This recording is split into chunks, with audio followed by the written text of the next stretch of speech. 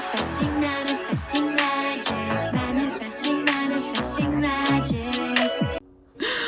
Okay, I got into Calarts. Oh my god. I already did a video on my Calarts audition, but this is now post having gotten in. It was 2 weeks ago. It was right before my Yale audition. I looked at my email at 6 o'clock in the morning. Didn't think there was going to be anything on there. Was just checking. Saw my acceptance letter. I was bawling for 10 minutes straight. I couldn't even quite tell you what the feelings were. It was just crying. It was mostly, I'm sure joy, but it was so many things.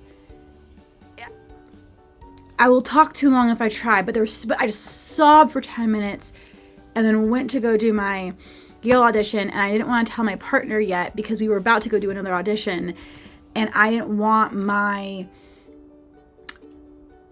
honestly, my success to unintentionally impact someone who's on an MFA journey as well. So it was a good practice for me to have to hold it in.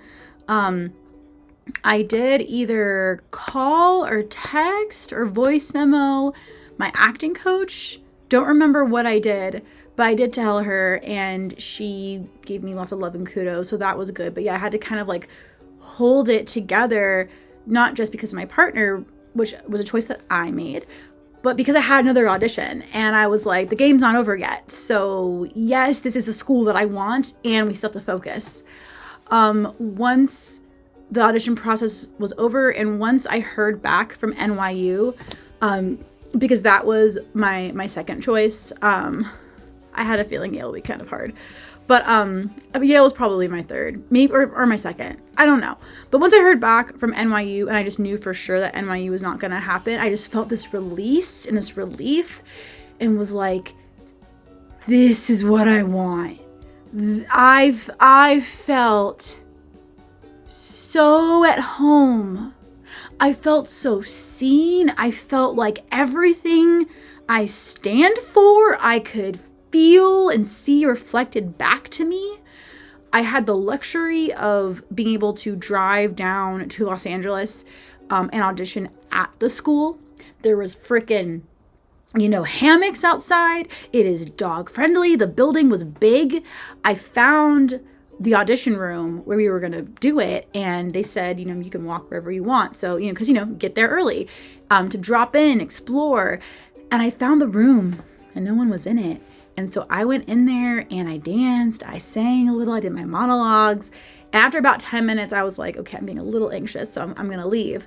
I was also sick that weekend. I had a stuffy nose, so I couldn't breathe. I had a little bit of a headache, nothing too bad, but it was there. And so I took a little bit of CBD, of mostly CBD, a little bit of cannabis in the form of a vape, which I would not recommend.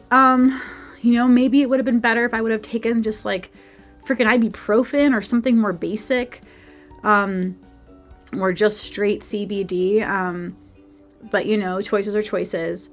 And when I got, actually, let's back up. I cried multiple times that day. When I heard the orientation, first of all, they gave us a freaking orientation. I got to sit down and listen to the instructors talk about why they're there. And that was the first time I started crying, silently.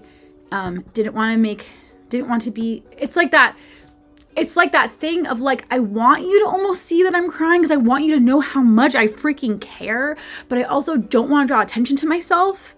So it was kind of like that. But mostly I was just trying to listen and just react however the hell I'm going to react, and just nothing is too much or too little or whatever. Whatever I'm feeling is enough. So that was awesome, having that orientation. And then when I get into the room, they talked to me first. They sat me down and we talked, and they were very kind. Then I did my monologues, and then I was given the direction, once again, here comes Helena, to do the last lines over and over again. I'll follow thee and make a heaven of hell to die upon the hand I love so well.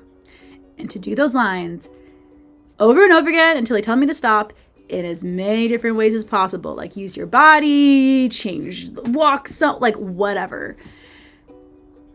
And this is where I will say that being on cannabis was not what's up. There was a part of me that wasn't totally present. And I grieve that very much. And I learned from that too. And I learned from that too. And I was still there. And I was still there. And so I did it until I was told to stop. They sat me down again. We talked more.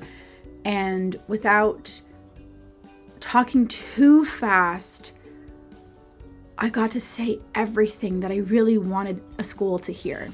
I got to say a little bit of everything without getting too into the weeds, because I can talk a lot. I just got to try to really show them like who I am and why I want to be here so badly. And then they said, let's do an exercise. And I was wearing these platform shoes because they're my like fun shoes that I had an audition outfit that I wore every freaking time. I had a ritual with my cat ears and all of that. Did not wear the cat ears in the audition. They asked me to take my shoes off if I wanted. Yes, thank you. I didn't realize I could ask for that. And then I was standing on my knees with my arms out, and I was asked to do the monologue again, to really listen to each word and let myself be affected. And I instinctually closed my eyes and I started crying again because of the way I was relating to that monologue and how much of myself is in her. How much of us is really in everybody if we choose to see it and feel it and take that time to find it. And I really got to find it. And I love that exercise. And then they sat me down after that. And I was told directly on the spot after that they thought I would be a great addition to their MFA program. This was the second audition that I did.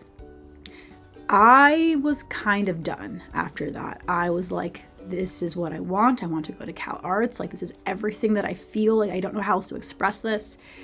And I still had like 8 more to go, 2 more weeks.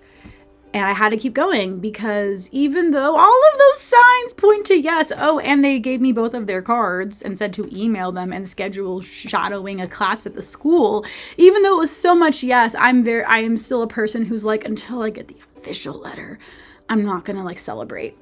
And I think that's also why I was so affected by that acceptance email, because it was real. That was real. That was solid. That was legit. And then I go outside, I find a hammock, and I've been doing this after a lot of my auditions. I audio record my experience. And, and then here I am now, and I'm about 2 weeks out, almost 3, and planning, going there, paying for it, figuring it out, and sitting in the unknown and building a tolerance for that and having a lot of fear and knowing without knowing that it's all gonna be okay. And this is where there's no, like, logic can't prove this. I just feel this deep, intuitive knowing that this is the right thing in my beautiful little life to do. And this connection to self is something that I would love to help others find. So that way, whatever your passion is, whatever calls you in this life, that you can find that. And that's also why I want to go to Calarts, is I think I am already so much more myself than I've ever been, ever.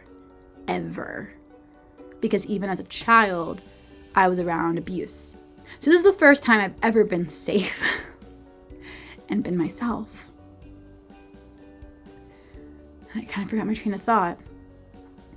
So I am excited, and I have boundaries, but I have no limits to see how I will grow and how Calarts will help me to become even more of myself and to be expansive and to help others expand.